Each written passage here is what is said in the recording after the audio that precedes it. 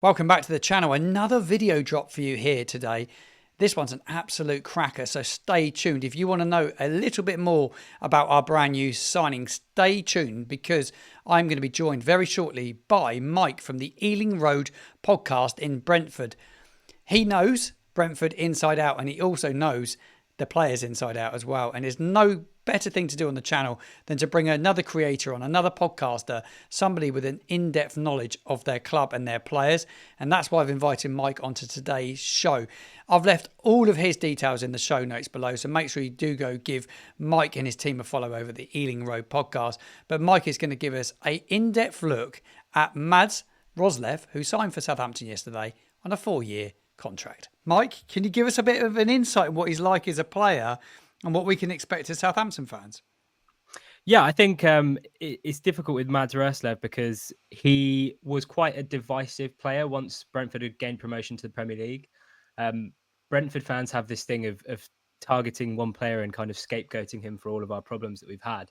And Mads kind of became that. But in terms of him as a player, and a lot of the time I think that criticism was unwarranted. It often came at times where the team wasn't doing well.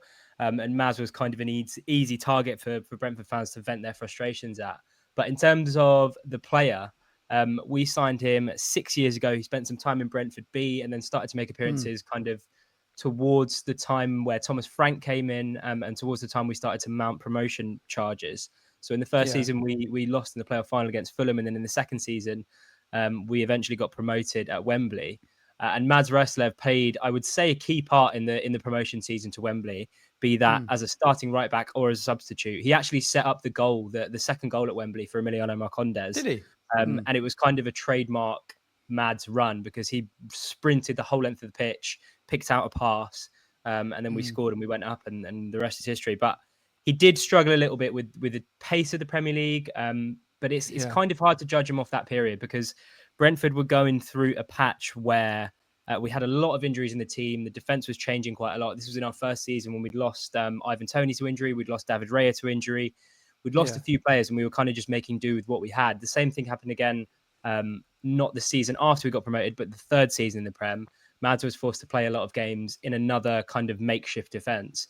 So he struggled. In terms of, if I could sum him up in a couple of words or a few sentences, I would say that he's a more than competent Championship right back, but did struggle a little bit with the Premier League level. Having said that, Southampton's system in terms of playing 3 at the back or 5 at the back, depending how we want to spin it, I think that system suits him far better than a system with 4, because I think he's just got a bit of extra cover from that third centre half, and it allows him the freedom to get forward and do what he does best and kind of make runs into the box, overlap his winger. So yeah, in my opinion, I think it's a very good signing for Southampton. He's a very steady Championship player. But if you were to get to the Premier League as Brentford did and stay there, I wouldn't say that he is the one that you want to hedge your bets on in terms of like a starting position in a team. 2 things really stand out for me from what you've said. That you don't really feel that he's that comfortable in a back 4, that he's better in a 3. Well, I thought Saints were in the market to try and get a right back in because at the moment still probably wants to try and play a 4, but he hasn't really got the personnel. He's not really had a right back to do it. And I thought this signing, do you know what? That may give him that option. Do you just don't feel he's that comfortable in a 4? Not in the Premier League. No, I would say not in the Premier League. No. When he started to break into the team, Brentford were playing in a 4 most of the time because obviously Thomas Frank was and is a very tactically flexible manager. So we used to set up in different ways, particularly in the Premier League. But in the Championship, it was a straight 4-3-3 or 4-2-3-1, depending how you want to look at it. Mads was often the right back in that system, and he did very, very well. Like when he first broke into the team, I remember he used to be so keen to take on his opposing fullback if he was on the overlap. He didn't really have that confidence in the Premier League to do it. And that's part and parcel of playing in the Premier League against better players. But in terms of playing in a 4 at Championship level, more than capable. Yeah, no, it's good to know. It's good to know. What's his biggest attributes for you? What's he good at? But also quite keen to know what he's not so good at as well. So I would say his 1v1 defending is generally very, very good. And I wouldn't that wouldn't be an area that Brentford would criticise of his game. I think the way that he stands players up, the way that he reads the game is quite strong. Mostly the criticism came from his on the ball work in the Premier League. There would be points where I think Mads Roerslev took the safe option far too often. We'd Yeah. often kind of beat the press and the ball would get worked out to the right hand side. And Mads would kind of dither on the ball a little bit, either skew his pass out of touch or turn around and recycle the ball, and we're back in kind of Yeah. our half. That was a big frustration from Brentford fans, at least when we were in the Premier League. But I think in terms of his strengths, and one thing that we can always say about Mads, and this is kind of, I did a video kind of defending him and saying the criticism was getting out of hand, because he is always available, never gets injured, always Yeah. available, always more than willing to put a shift in. And his work rate down that right hand side, if he's given the instruction to overlap his winger, is phenomenal. He's always up and down, up Yeah. and down, up and down. So he's an incredibly fit footballer, always available, good in 1v1 defending. The only area, or an area where he needs to improve, I would say, certainly at Premier League level, is just that decision making when he's on the ball. Can he pick the right pass? Can he progress it? Can he progress the ball further up the pitch quicker so that we can penetrate their defense quicker and turn our kind of defense into an attack? So yeah, a couple of strengths, couple of weaknesses, but as I said, I think at championship level, I don't think he's going to be found out as often as he was at in the Prem. Yeah, it looked like he was out of Thomas Frank's plans before. Obviously, Frank's gone now, but back in January, because he went out on loan, didn't he? But he didn't play a lot of football. He went to No, Germany, didn't he? yeah, went to Wolfsburg. Didn't play a lot of football, but yeah, it's weird because Thomas Frank always trusted him throughout his time at Brentford. He always came on as a sub. He'd often start games too, but he was never supposed to be Brentford's first choice right back. We had a season-ending injury for Aaron Hickey. He's been out and he's only just come back for the best part of 2 seasons. We had Rico Henry, who'd had a horrendous injury up at Newcastle. He's only just come back this season as well. Brentford's problems at fullback have been really, really bad during the Premier League years. And Mads Roerslev was often the answer to those injury problems. So he was never supposed to be the first choice fullback, at least at Premier League level. But as I said, always willing to do a shift, always willing to put the yards in. And I can't give him enough praise for that. And that was kind of one of the things that I was getting angry at Brentford fans about, was because one thing you can't deny is his commitment to the team, because he Yeah. works his socks off.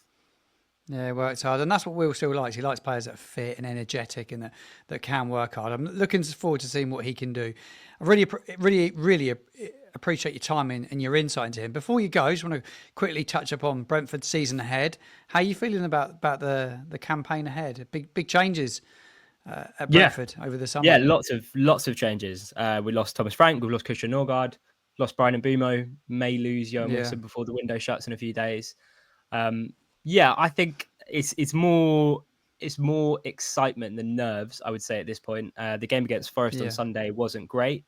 Keith Andrews is a bit of an unknown, but I don't expect him to kind of rip up the playbook in terms of how he's going to play. He's seen firsthand the reasons as to why Thomas Frank was so successful at Brentford over the last 6-7 years. So I think for him to kind of completely change our playing style, change personnel too much, I think would be a mistake. And I don't think he's going to do that based on what we saw on Sunday. But yeah, it's definitely a massive summer of change. We've never been in this position as Brentford fans before, at least when the stakes are this high. I think we get a couple more bodies in before the window shuts, and we should be more than fine, I think. Yeah, they like to promote within, don't they, Brentford as a club? It's it's going to be a tough season. Who do you expect to come in? Is it that there are a lot of players linked at the moment, or is it fairly? Because for us, it's been fairly quiet. Yeah, no, it's been super quiet. I mean, I hope we get like a Mads Roerslev-esque kind of transfer story where it just comes out of nowhere. Out of nowhere, yeah. We've signed Dango Ouattara, signed Michael Coyote. We've done some business across the pitch, and we've also got Igor Thiago, who was our club record signing until Dango Ouattara came in, who was injured the whole of last season. So he's like a new signing almost. He scored against Forest on Sunday, so we're hoping that he can have a big season. But yeah, I think it's clear Sunday laid bare what we need. We need another attacker in the door, possibly another midfielder too. But we need that. The priority position for us is another forward, because in terms of the ones we've got, Kevin Schade is the one that's most in form. And he, despite scoring 13 goals last season, if you ask Brentford fans what he was like, inconsistent at times. So we need to bolster that front line. But yeah, he was good at St Mary's. He was good at St Mary's. But everyone was good at St good Mary's. at St Mary's. Yeah, you were all good. It was. I tell you what, out of all the sides that I saw last season, they were so impressive that day. Totally ripped us to shreds within the last sort of like 45 minutes. It was relentless. Yeah, it was a real joy to watch. Not a joy to watch us, but a joy to watch Brentford. I think on record, you'll be absolutely fine this season. A lot of people written Brentford off, but I absolutely think they will be more than fine. They've got more than enough. The nucleus is there. A man that Yeah. knows the football club as well. I think you'd be very naive to start writing Brentford off at this moment in time, especially with the 3 promoted clubs coming out. I think they're in for a really, really tough time. Massive gap between the 2 divisions, isn't there? Yeah. At this moment in time, it's huge, isn't it? It's spoken about a lot. You'll hear it. You hear it all the time.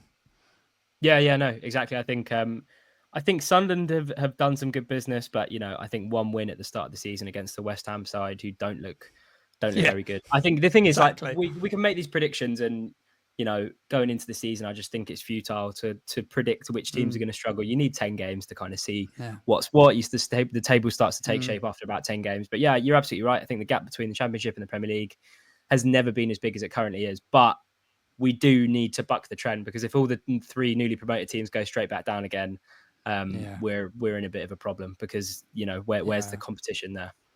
Big problems. Yeah, Mike, it's been great to have you on the show today. A massive shout out to Mike from the Ealing Road podcast for joining us on the channel today. I thought that was a brilliant insight into Mads Roerslev, and actually it's really opened my eyes into who he is as a player, but actually surprised me a little bit, because he's telling us that he probably won't be able to step up and play in the Premier League, that he's not as good in the Premier League as he will be in the Championship. So is he for the long term, when we've just gone and given him a 4-year contract? Interesting. Very, very interesting comments from Mike. I want all your reaction. I want all your comments, all your thoughts in the comments box below. Get the conversation going.